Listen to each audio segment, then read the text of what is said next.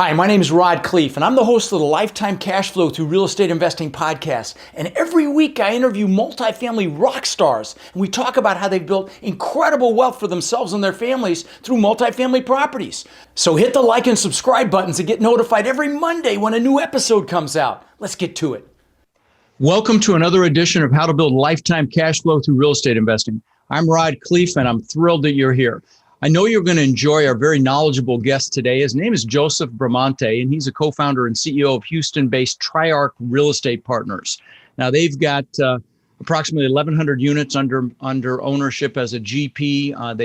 They're vertically integrated in construction and property management, and we're going to have a lot of fun today. Well, welcome to the show, brother. Hey, thanks for having me. It's glad to be here. Absolutely. Yeah. So we talked a little bit before we got started, and I wanted you to just kind of give a brief background on how you got into the business, and then we're going to drill down on some things that I think you guys will all find very interesting. So, but start with your story, please. Yeah. So, engineer by trade, worked for Exxon for a couple of years. Was overseas with them, lived in some pretty gnarly places. Was in Australia for a year and Papua New Guinea for 2 years, living in country. That's where I made most of my money. And then from there, went and bought my first apartment complex in 2016. And so, 2011. Mm-hmm. I was 26. Sorry, there's a 6. Bought that first property, kind of cut my teeth on it. It was a $25,000 per door acquisition that we did a $30,000 per door renovation on. As a first-time buyer, really had no business doing that big of a rehab, but nonetheless, we did it because the alternative was, I'd gotten myself into a bad situation. Within the first 6 months of owning that property, we found out that we had fraudulent insurance, that we had some vandalism. We found out that we had asbestos on the property while we were 4 units down on renovation. And then on top of all that, I ended up losing my job. So I was in a really bad spot on that first deal. Turned the whole thing around, 207% return on the refi. Still own it today. We're actually working with architects right now to redevelop it into a 30-story mid-rise. So we're excited about that. How many doors is it right now? How big was it? It's 26 doors right now. Okay, all right. That's I mean, as a brand new 30-kid door rehab, holy crap! That's impressive that you were able so the good thing about doing a big rehab though right out of the gate is that not much scares you. Like you've already gotten that behind you.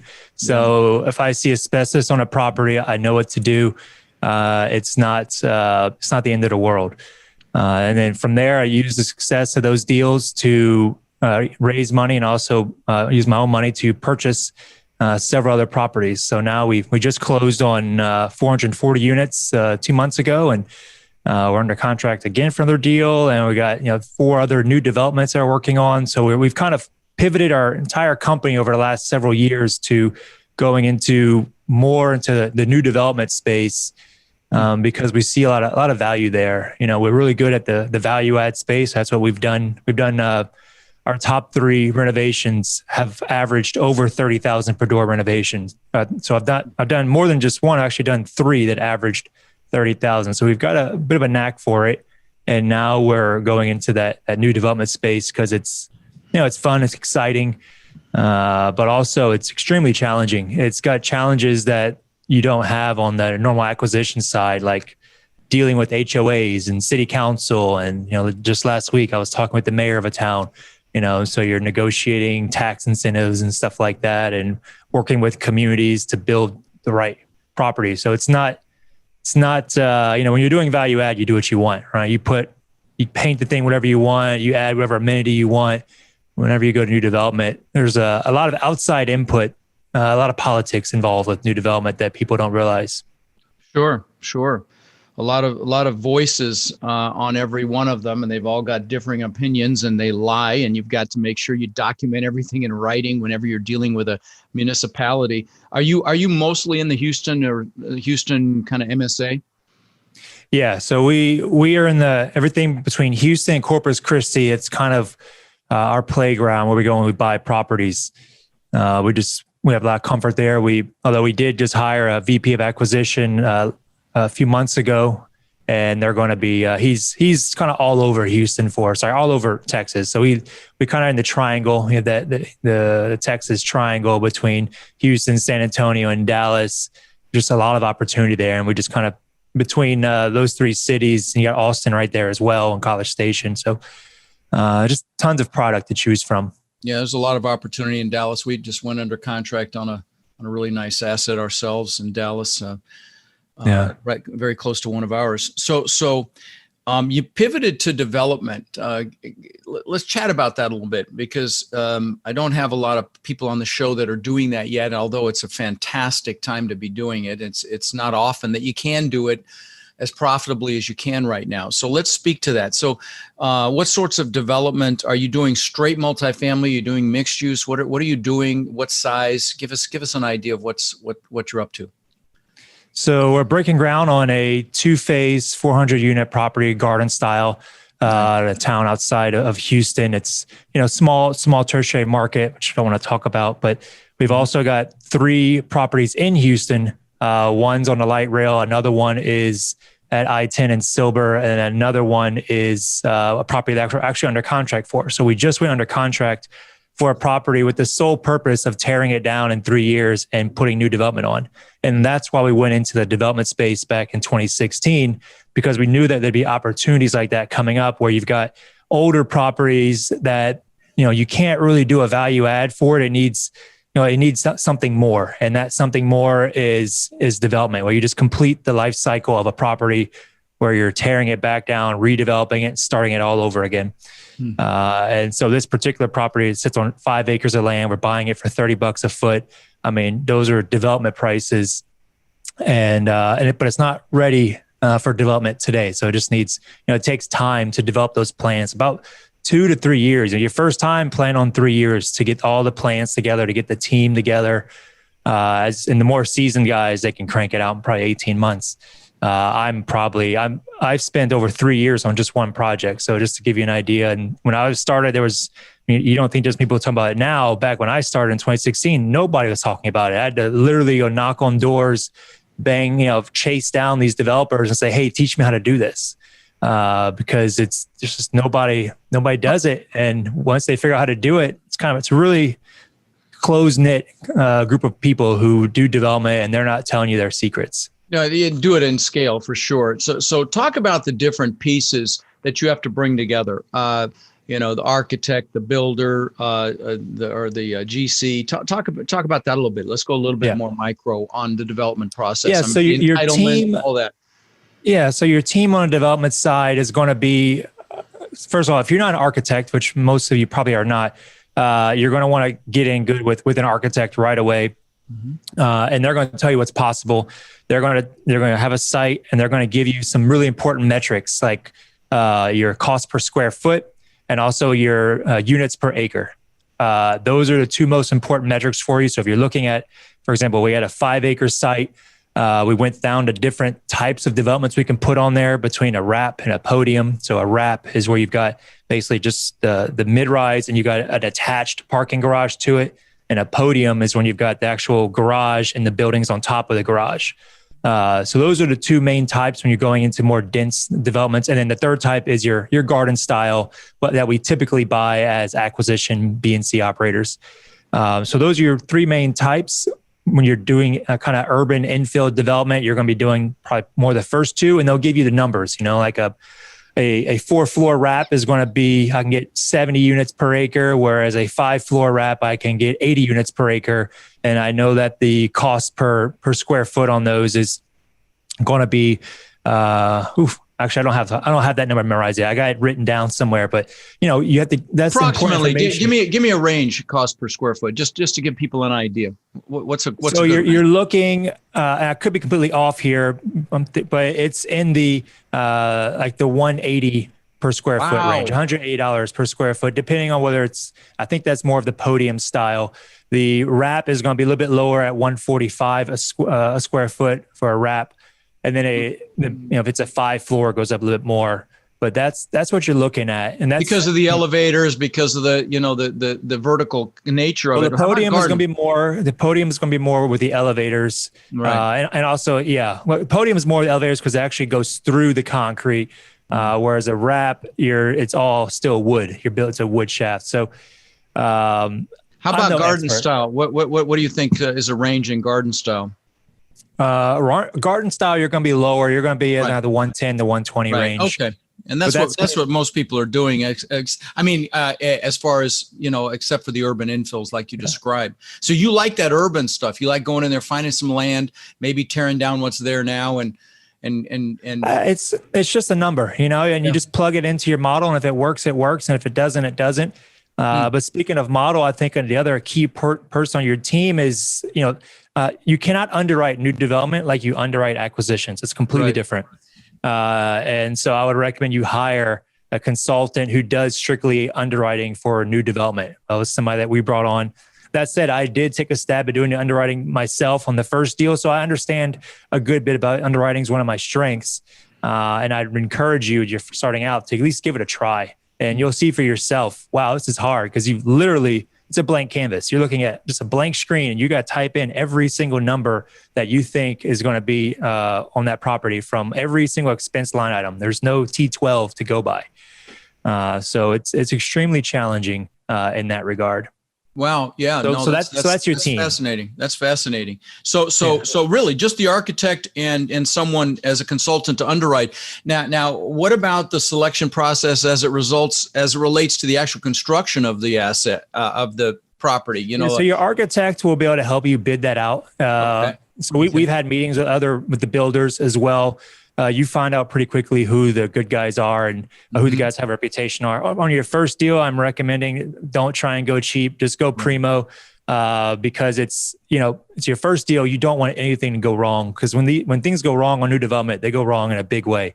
And so for us, we're much more likely just to pay a little bit more for somebody, but have that certainty of execution that we know it's going to go well, that they've done this, they're fully vetted. And that there's a good relationship between the architect and the builder. You want a team that's worked together before, because once you break ground and you get going, there's no pumping the brakes. You got to go because you have a timeline, you have a contract. Your bank will come in, the whole thing's fully funded, and you just go. So let's talk funding. That's a great segue. Let's talk about the financing on a new development deal. Are you doing any HUD deals? How are you financing these? We actually did a full HUD app, 221D4, which is market rate, and we spent a year applying for it, and then we declined it. They gave it to us. They approved our project because we're out in a tertiary market, and they approved it for half our project size. And so we said no. It was like 86 units. You can't build at economy of scale 86 units. It'd be way too expensive to get any kind of money out. So we had to turn it down.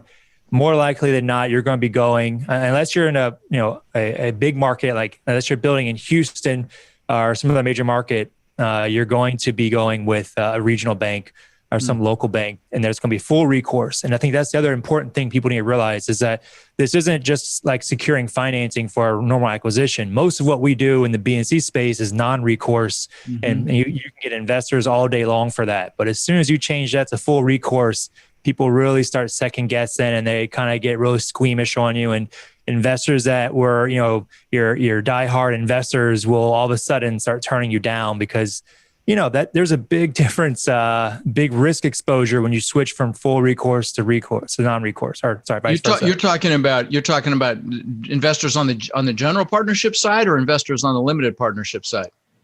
On the limited partner side. Really? But you're also going to need. But there's no recourse to them. So what? I understand there's no recourse, but it's interesting. They don't. It doesn't matter. That's just been my experience, and I've explained it to them. So look, I'm signing on the loan, not you. People still get a little squeamish about it. But then also on you as the personal guarantor, you've got to be a much stronger of a sponsor. And so it's going to cost you more. So if you're used to doing having KPs on your deal, they're going to want either a lot more money to be a KP or not be a KP at all. So something else to think about. Sure.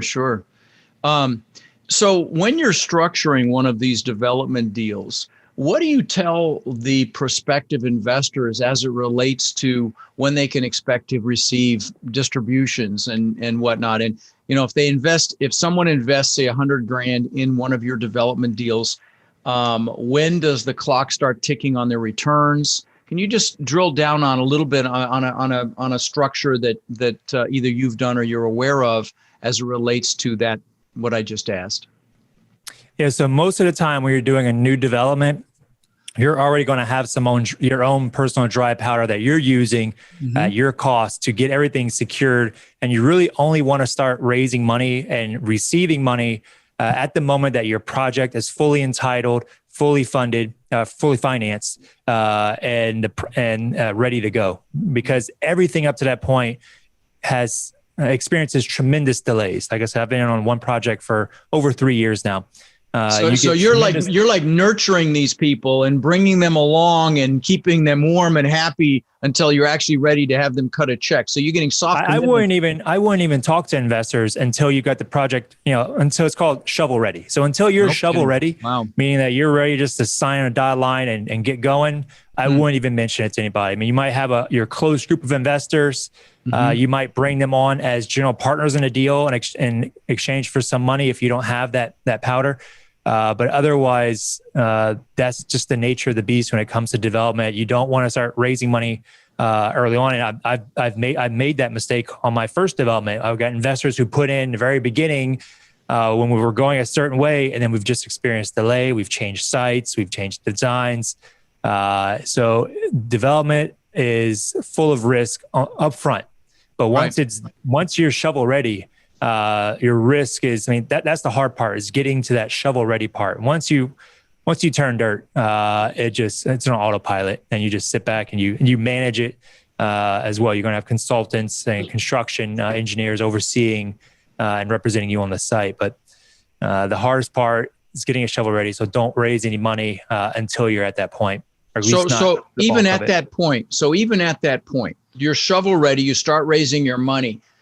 When, because obviously there's no income coming in on that property for probably what's an average construction time, a year? So it's going to take you 9 to 10 months to get your first building back, to get a clubhouse and one building. Right. Your one building is going to be about 24 units. Okay. That's typical kind of garden style, 3-story. So, and then you can imagine you're going to get on average one building back per month, fully CO'd after that.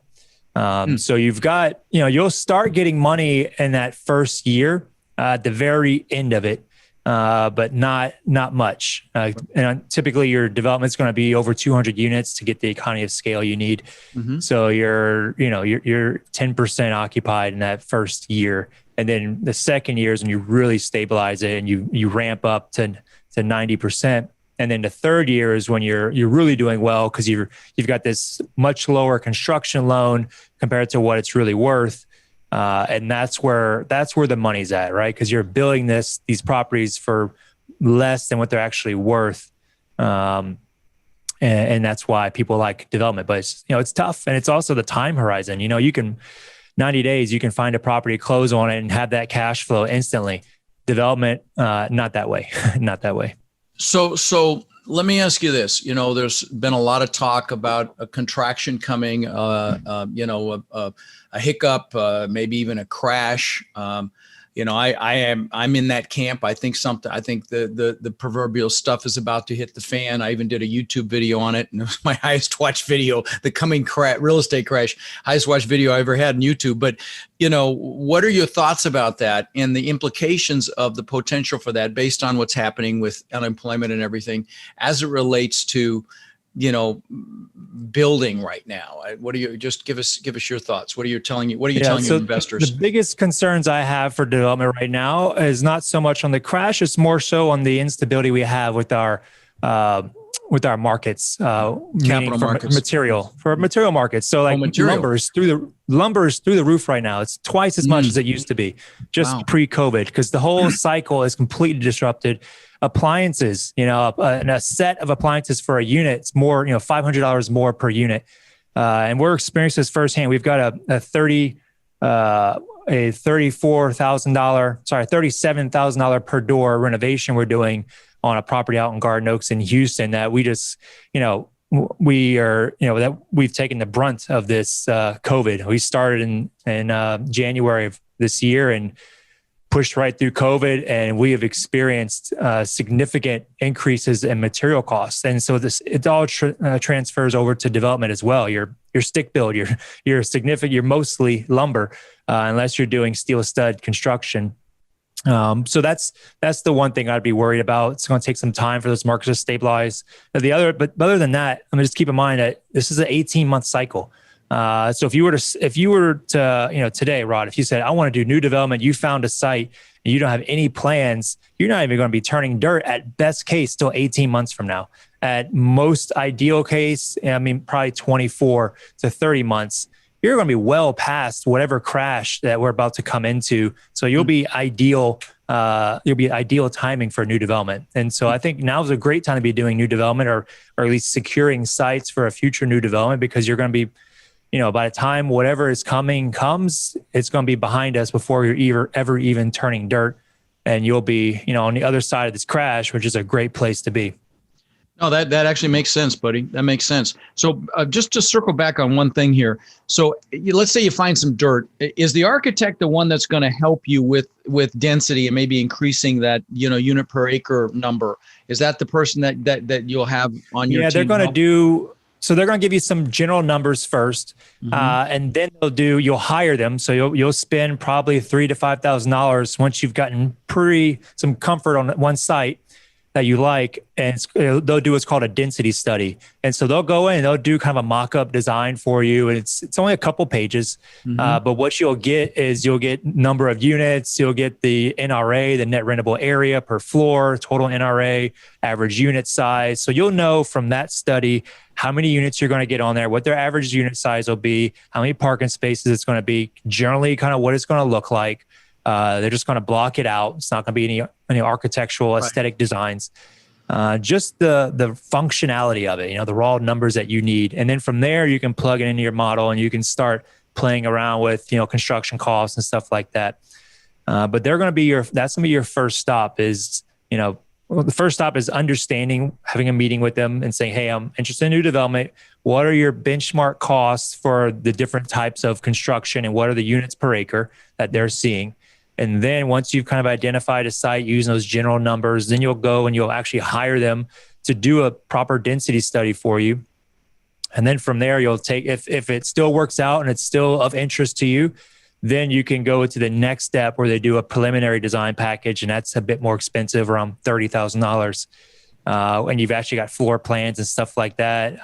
Although before going to that step, I would engage that consultant who does the underwriting for you, because that's what he needs is on that density study. And you can give him that. He can build out the whole model for you and he'll tell you, yep, this works or it doesn't work financially. And then once you've got a financially feasible project, then you can look at, all right, let's do preliminary package. Let's kind of get some drawings together. Make sure. At what point do you go to the county or the city and start getting? Yeah, so that was the next point. Okay.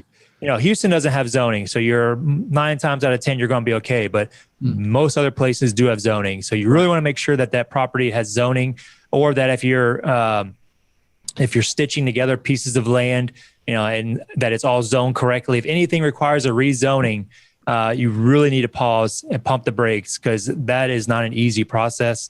It's time consuming. You need to meet with the city numerous times, and you also need to meet with the community leaders, because I've gone through this already. We've received full approval on a project from the planning and zoning staff, only to have the commission turn it down because they were overwhelmed by negative sentiment from the neighboring community. So if you don't get the buy-in from the community, these guys can completely kill a development, whether or not on the surface it checks all the boxes. That's kind of irrelevant when you're in communities and you're doing new development, especially when you're next to houses and stuff like that.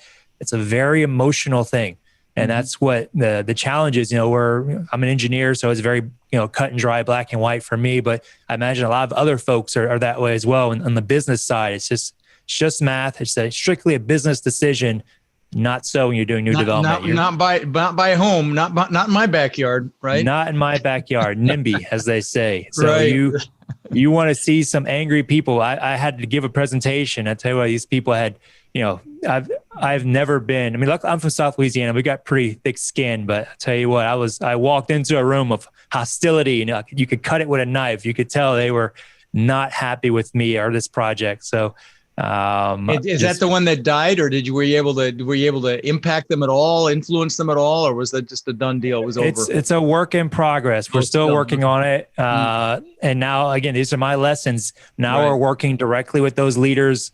And it's just a communication thing. It's all back down to the basics, communication, letting them know what you're doing, hearing their concerns, making adjustments to your design. To make everybody happy. It's got to be a win-win. If they're not happy, it's not getting done. And that's what we've experienced. And so that's my gift to you guys. So please. This is really, really informative. I'm learning as well. And I've been around this for a long time. So this is a lot of fun. So, you get it to the city or the county, you're dealing with that, the different pieces of the city or county, one deals with the community, the other deals with zoning and, or I guess the actual design, construction, everything else. And any tips for dealing with municipalities? Smile, be nice. Smile. You never really know who's on your side, who's not on your side. So as best you can, get one-on-one conversations with them. All their information is public, especially in smaller towns. It's pretty easy to get a hold of people. You can get their phone number and just call them all directly, introduce yourself, talk about the project, because they're the ones voting on it. But your first step is going to be planning and zoning, right? You don't go straight to the mayor and say, hey, I'm here to build something. You go to the planning and zoning folks, you work with the staff, you get all their buy-in, and you make sure that, everybody's happy with the project. And then you just got to network. You start talking with the more senior up folks. And then the other thing I do is just start attending their city council meetings, even if you're not on the docket. Just attend. People can see your face. You're there. You're listening. Usually at the beginning of every session, you can sign up for public comment. They can't respond. You can just say whatever you want to say for 3 minutes. But I would recommend you sign up for those if you're trying to go into some town and build something, and you want people to get to know who you are. That's the best way to do. You just find out when the next city council meeting is, go attend, sign up to speak, and when you get your chance, just say, "Hey, I'm Joseph. I'm here to build some apartments. I'd love to meet you." Oh, that's good. That's it. Good. Something, Yeah, and I've not done any development other than some single family houses, which weren't a big deal, but I've found that sometimes someone there will tell you something, and unless you've documented it by email or with a letter, a follow-up letter documenting the conversation, sometimes you can really get screwed. Have you ever experienced that? People talking out of both sides of their mouth on any of your projects, or do you make it is it a policy to always follow everything up in writing? Yeah, it's everything should be in writing, because writing or have everything recorded. So that there's a record of what you're doing for that very reason. People forget you're making a lot of decisions when it comes to new development. I mean, it's very challenging, like I mentioned, and it's very easy just to forget. Oh yeah, I forgot you said that, or they forgot we said that, etc. And so you have to document. It's about keeping alignment with everybody, so they're aware of what was said. And also it's a good way to clarify. So you have a great meeting with somebody, and then you follow up with an email and say, "Hey, it was a great meeting with you. These are the things we talked about. This was my understanding. These are my next steps." And then they'll respond right away if you misunderstood or misinterpreted something. But it is very important, like as you mentioned, to get that alignment early on. Because if you start going down a certain way, misaligned, you'll be chasing a rabbit, and worst part is you'll waste a lot of time by not being aligned. And that's the biggest killer in new developments is time. Right. Yeah. No, in my case, I had some nefarious examples in my past. Sounds like for you, it's really just people forgetting, and maybe that's what it was back then too. It's been so long, but okay. Very interesting. Well, let's shift gears. Yeah. What's that? Yeah. Yeah, Let's shift I was about to gears. say the same thing. Let's shift gears. Let's shift gears. So let's talk about systems a little bit. I asked you before we started recording, what your superpowers are and what you enjoy talking about. And your first answer was actually systems. Development was second. So talk about, why don't you expand on that conversation? Because every business is really nothing but people and systems. So, that's a great superpower to have. Yeah, we're a small company and we want to stay small. We don't want to have, tons and tons of people. And so I think it's, when you're growing your company, it's about forming great teams and systems. And by great teams, I don't mean hiring your best friends that you went to high school with or something. Like my opinion is that you shouldn't know anybody on your company. You shouldn't be prior friends with them, because I think that's, anytime you work with somebody or you hire somebody, you've got to be able to fire them. And it's very hard to fire somebody that you've been best friends with for a long time. And to be, is this from personal experience or? It is from personal experience. I hired my younger brother. I love him to death, but I hired him. He was 22 at the time. I hired him to be working maintenance on a property, and it caused a lot of problems. And anyway, he wasn't working for us after a year.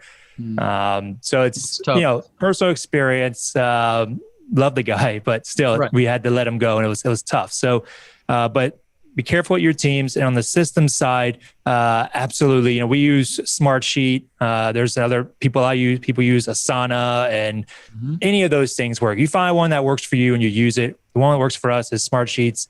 And we created these dashboards. So we have all our weekly reports in them.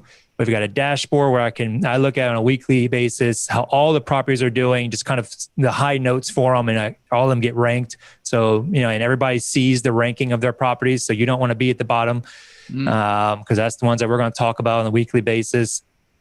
The other stuff is, on the investor management side. I mean, that's, the last couple of years, you've had all these investor portals come out, and you've got, like IMS and CrowdStreet, Juniper. There's another one we just started using called Mast.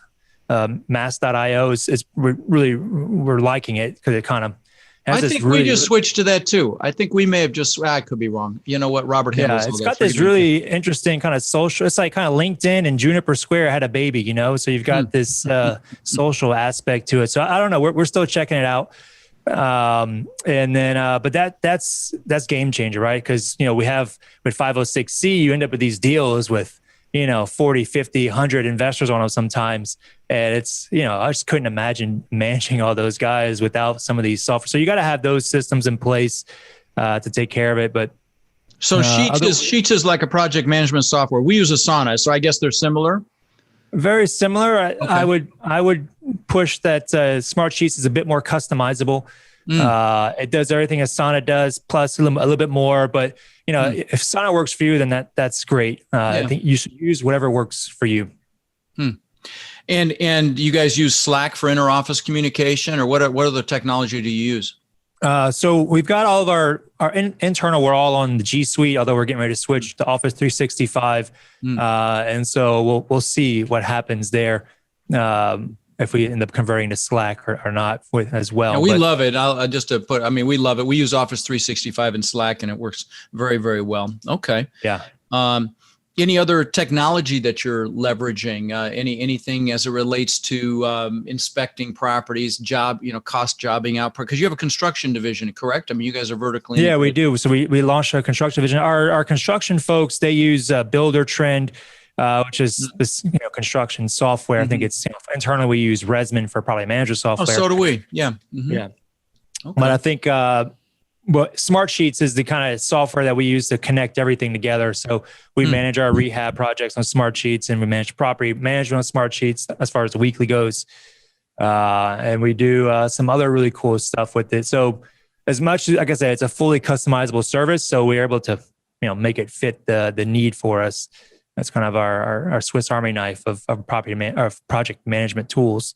Nice. That's kind of the extent of the software we use. So do you, systems is not just the technology. It's certainly it's the accountability. It's the consistency. It's all of that as well. Checklisting. It's all of that. I recommend. So my prior experience. So I've done a lot of personal development. I was a member of Strategic Coach, which is a absolutely phenomenal organization. Mm-hmm. I did that for 3 years. And then I joined EO, which is Entrepreneur Organization, Fantastic. amazing organization as well. But in the process of all that, so while I was at Strategic Coach, we implemented EOS, which is the traction. Traction. Love it. We and, use it too. I highly recommend that. I imagine you do as well. If you want to grow a company, even if you're the only person at the company right now, if you're a company of one, still read this book, and it'll at least give you a framework and it kind of help you understand how to build this company the right way. That's great advice. Yeah, great advice. I host the largest multifamily mastermind, I think, in the world now. We just exceeded 14 billion in assets by the members. And I presented the book Traction to them. I've had EOS speakers come in and speak to them. And just so those of you that are listening that have a company, and maybe you've got an organizational chart, one of the cool things that they do differently, which may sound crazy, but when you read the book, you'll understand, is they have an accountability chart instead of an org chart. So you know what everyone's accountable for, which is a hell of a lot more important than a title. It's just such a simple thing. And then the other thing is you basically do 1, 3, and 5-year goals, I think. But you also, the big focus is what you're going to do over the next 90 days. So you're not all over the place. You're literally focused on the next 90 days. And it's just an incredible way to gain traction. So the title is applicable. Yeah. Anything you want to add to that, Joseph? I would say when people are reading this book, your natural tendency is going to read the book and self-implement. I'm going to read it. I'm going to do what the book says.